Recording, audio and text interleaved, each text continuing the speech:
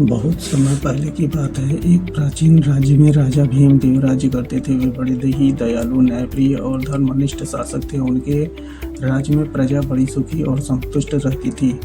हर ओर खुशहाली और समृद्धि का वातावरण था। परंतु एक बार राज्य में भीषण सूखा पड़ गया। खेत बंजर हो गए, फसलें नष्ट हो गई और अनाज के भंडार खाली होने लगे।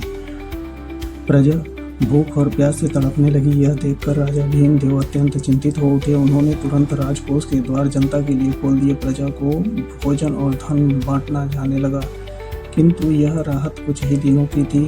धीरे धीरे राजकोष भी खाली होने लगा, संकट और गहराने लगा। तब राजा ने अपने मंत्रियों और विद्वानों को बुलाया और समाधान पर विचार किया। सबने हार मान ली, पर राजा ने धैर्य नहीं खोया। उन्होंने स्वयं भूमि का निरीक्षण किया और पास बहती नदी से नहर निकलवाने का विचार किया।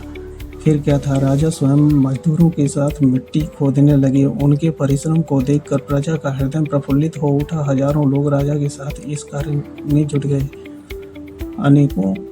अनेक महीनों की कठिन मेहनत के बाद अंततः एक विशाल नहर तैयार हुई। नदी का निर्मल जल खेतों तक पहुंचने लगा। अब खेतों में हरियाली लहलहाने लगी, अन्न की पैदावार बढ़ी, पशुओं को चारा मिला और गांव-गांव में हर्ष छा गया।